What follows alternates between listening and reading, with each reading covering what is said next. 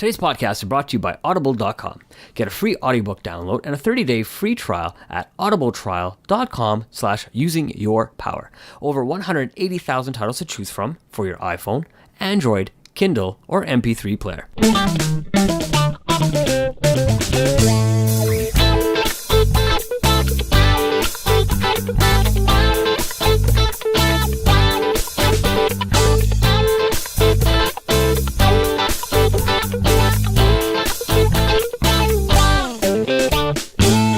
Welcome to Using Your Power. I'm David Andrew Wiebe, and I'm joined by Maveen, Kaura. How's it going, Mav? I'm good today, man. How are you? I'm powered up. Yeah, what's powering you up today?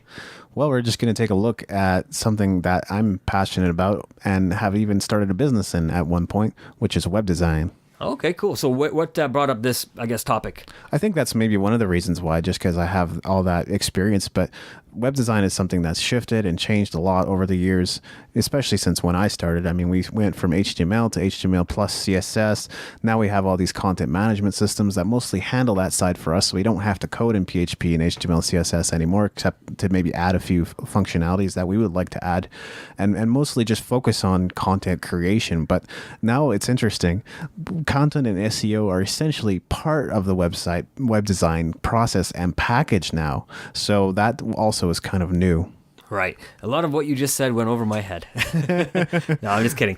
You're right. And a lot of the things that the different website providers are doing nowadays is really allowing you to do a simple click, drag and drop and really make your websites really easy to do, right? And even giving you really nice templates to work with. Mm-hmm. So, I mean, this is a great reason why a lot of people are getting online and don't have to worry about taking C++, like you said, and really understanding the coding behind it. Because I remember a buddy of mine back in university would show me what he was working on, and he'd be like, yo, can you see what the problem here is? I'm like, I don't even understand what you're talking about, because all I see is commas and words, and I don't understand it, right? And he's like, exactly. He's like, I gotta, try to figure out where this comma is missing, and he's like, and then I know I can fix it and whatnot. I was like, okay, cool. And now, it's nice to know that you really don't need to do any of these things, because the programs are so simple now that it's actually all set up on the back end. Exactly. I mean, in some cases, they even let you just set up a single call to action and post it all over your website. You don't even have to lift a finger to do anything else. So away you go.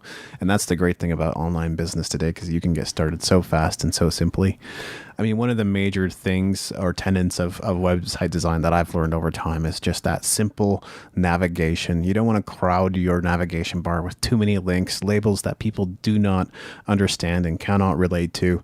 You want to make it easy for people to find your products page if you're a business. I believe in putting it number one in your menu bar, just because people look there right away and say, hey, what does this guy got? I'm going to take a look, and that might translate into an immediate sale. I mean, why make it any harder on yourself to do that? But yeah, reducing the number of links you have, because you don't need 1,000 pages, and they don't need to be nested in so many menus, which is also to a point of usability, like how usable is your site.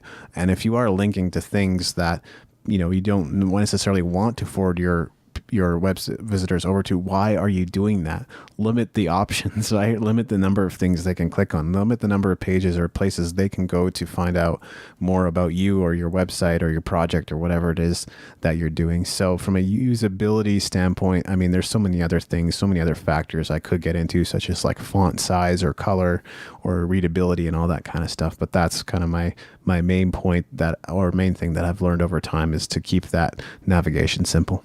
Very well said. I got something I'll just kind of add on to that as well. And that's kind of my point is, when you're making navigation very simple, really maybe put everything in a category and really make it easy. So, at the top, it's not really convoluted. You have all your different sections. Really find ways to make it nice and easy for people to navigate your website. I love that idea. Mm-hmm. And that's exactly what we did, right? I know you have a product, you have About Me, you have maybe your blog, your podcast, and then the Contact Me, right? So you make it really easy. You only give them 5 choices, and maybe under those choices, you may have more, but it really then kind of gets some funneling into your website and really understanding how it's set up.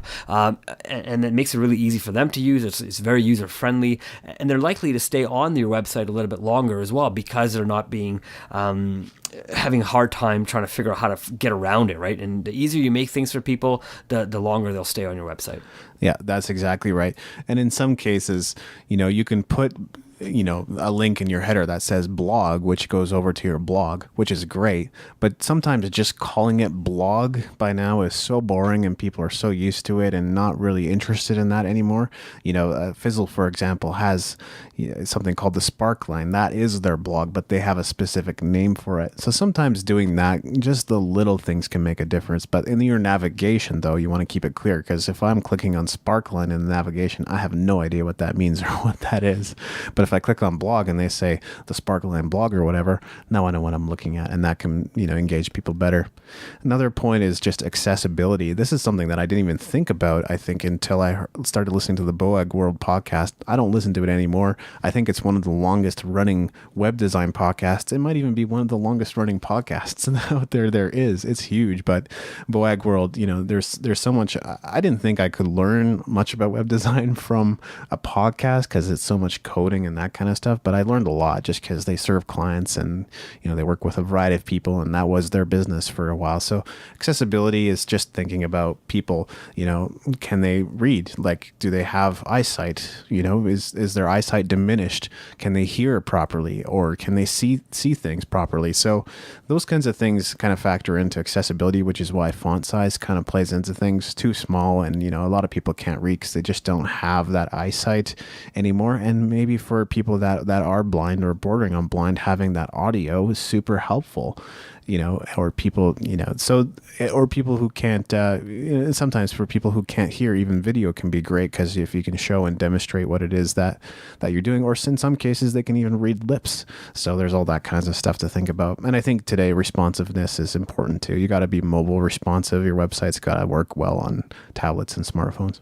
Absolutely. And, I know you have a lot more experience in this, David, so I know you're going to have a lot more to say in this topic for sure. I'm still learning. I've been, really going and working on the websites really only since September 2016, right? So fairly still new. And, but some of the stuff that I've tried on there is I've changed the color of the logo, right? So I did some research, and initially we started off with like a yellow and a kind of an orangish. And I kind of did some research after, and I said, blue is probably a little bit better, because blue is, there's no issues with that color for females. There's no color issues with that for males, where yellow and orange were really not seen as great colors by either male or female, right? So kind of changing those different colors really has made, I think, a big difference, because it's a softer color.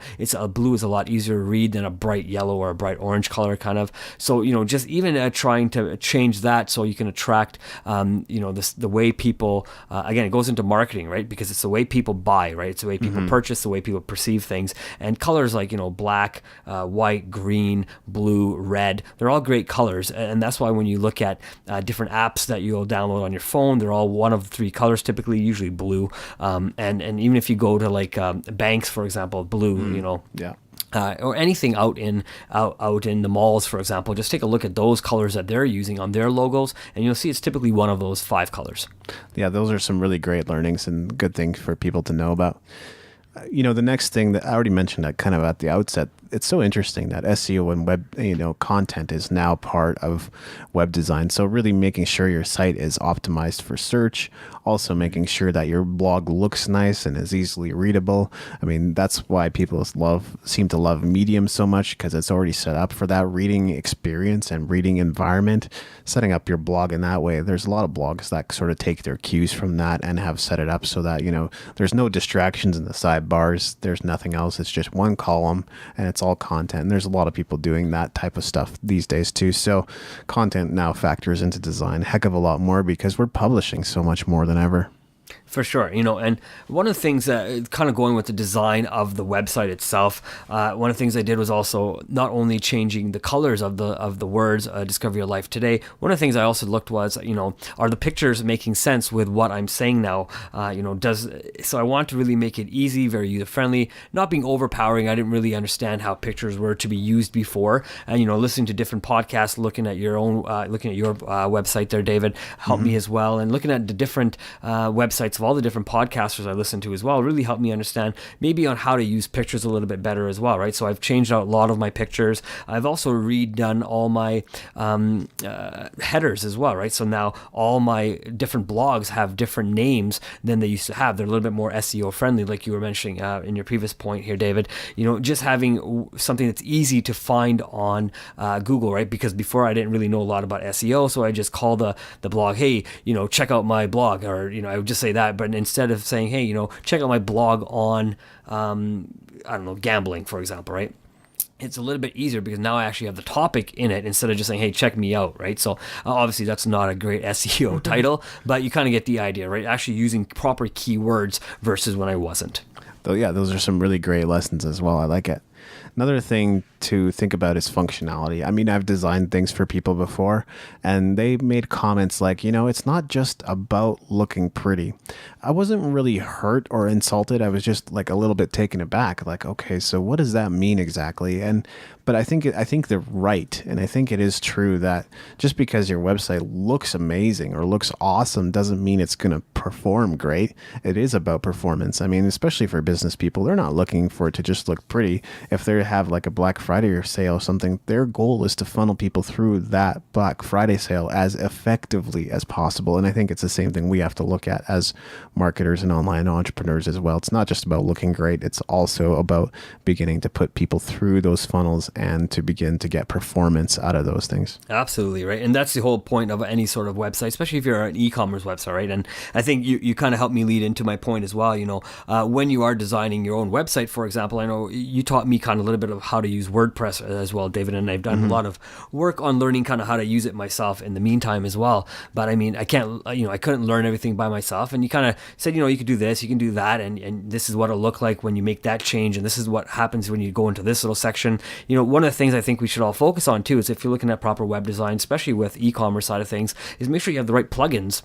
Oh, yeah. That'll also help you design your website, right? I know that's, you can do font plugins like you were talking about earlier. You can do a bunch of different plugins that will, theme plugins, right? We were talking about earlier, like not a lot of the things are now just drag and drop. Well, if you're developing your own website, you can pick the right theme, magazine theme, for example, if that's what your website's about, and really just do that, right? I know we're using the Genesis framework, and because it's a great, clean framework, and it really works, and it works with a lot of different plugins that are being developed by a lot of people out there that say, hey, check out my plugin and we'll use it. And, I've checked out different plugins, and one of them being the SumoMe plugin, because, it allows me to put that on, and it's an easy way to potentially collect, emails, right? So when you go on to Discover Your Life today, there's a little screen that pops in and says, hey, you want to sign up for the website? If you say no, you can say no thanks, and it'll go back up, and then you'll be right back to the blog. Yeah, plugins are huge because they can definitely factor into your SEO and load time, and sometimes they don't talk well to each other. So there's so many variables with plugins. It's just making sure that you have a good set of plugins installed on your site and then they work well together and you keep them updated and all of that kind of stuff. But I like that point. Here are some places where I tend to look to for inspiration, but I will say, it's changed a lot over the years. And part of it is certainly, like I said earlier, performance. I'm not just looking to put stuff out there. I mean, I want to help people to the maximum extent possible, but part of that is marketing, right? Getting it out to people and making sure that, they stay on the website when they actually arrive there. So, these days, super fast business, major source of inspiration, James Schramko, everything he does with Own the Racecourse. You can see some of the older versions of Own the Racecourse on sites like Freedom Ocean or Think Act Get, and you can see how it's evolved with super fast business because he's constantly testing and trying new things. Yeah, absolutely. And I even found a copy of that Own the Racecourse on YouTube, and I actually just watched it on there, and I was able to get tons of great information. So much good stuff. I like chrisducker.com and what he's got set up there. Chris Ducker's website. He's the author of Virtual Freedom. Neil Patel, obviously. He has another site called QuickSprout, which people may or may not know about. And that's also a great example of simple, straightforward design. I think Backlinko's got something fairly similar, Brian Dean's website, because I think he even worked with Neil Patel at different points. Not to say that, you copy these websites note for note. I don't think that's the goal or even the idea. I mean, Neil's website is set up to get email subscribers. You got to set up your website for what you're trying to do, so don't set it up just like his just because. CoSchedule has always had these really beautiful blog posts with great header graphics and everything else. That's why I like to look at it. It's got a lot of, flat vector or flat art type stuff. And then I also look at, music sites and niche sites that are relevant to me. I think that's an important tip for everybody listening too. Stuff like the Buzz Factor or Hypebot and other sites like that. And those aren't really the cutting edge, beautiful web design type sites. But again, it goes back to what I said about earlier. It's not just about looking pretty, right? And those sites are obviously performing for them. So I got to identify what's working about them and incorporate those elements into my site. I love it, man, because you really talked about all the different people who are influencing other people out there right now, right? And James and Neil being definitely two of the big ones that I know on your list for sure, right? I mean, one way you can look at it is people who are making a big difference in their market. The other thing is looking at your own competition, right? And looking at your competition, seeing what they're doing, how they're changing. It's always good to keep your finger on the pulse, because if your competition is starting to do something completely different than you, and if you're you got to first understand why it is, right? It may not be useful for you to make those changes, but if they're making a change because of, again, we were talking about how Google is going to make mobile more friendly for people, right? They want that to be the number one thing, because Google realizes more and more people are on their mobile phones, and we're going to continue to use more data on our mobile phones, right? So if your competition is going mobile and you're not, you may want to definitely follow suit, but if they're doing something different and it doesn't really work with what you're trying to do, then definitely don't follow, right? Like you said earlier, David, you really do got to be your own person. You have your own voice on your web design as well. No doubt. Any final thoughts?